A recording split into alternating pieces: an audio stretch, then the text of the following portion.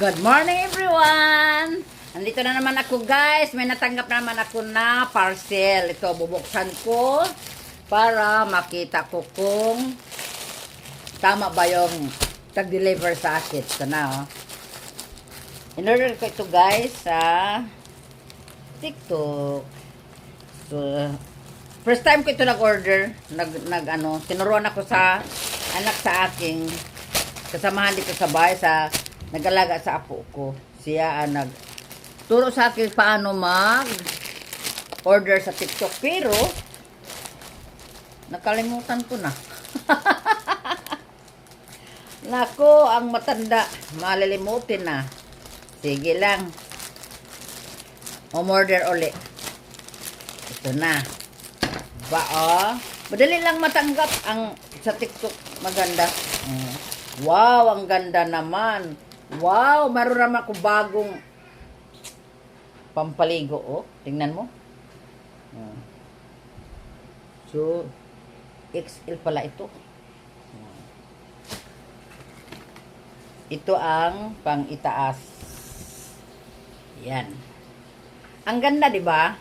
Gagamitin ko to pag mayroon na naman ako outing sa beach, di ba? Ang lolang madiskarte, ang lola may bagong nabili na in-order sa TikTok na ito.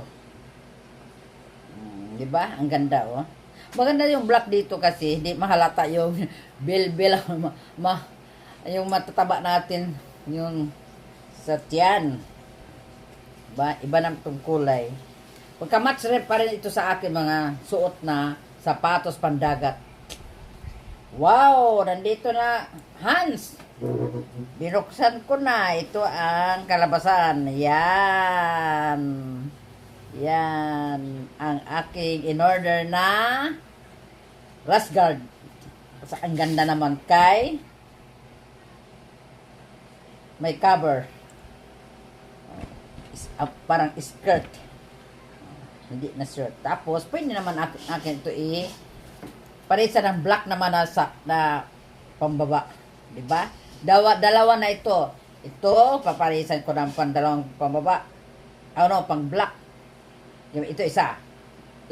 Parisan ko ng black. Okay pa rin. At saka mayroon naman akong blue na shirt. Ipares ko rin dito. Iba naman. Diba? Diba? Ang madiskarting lola. Thank you for watching my video. Thank you. Thank you guys.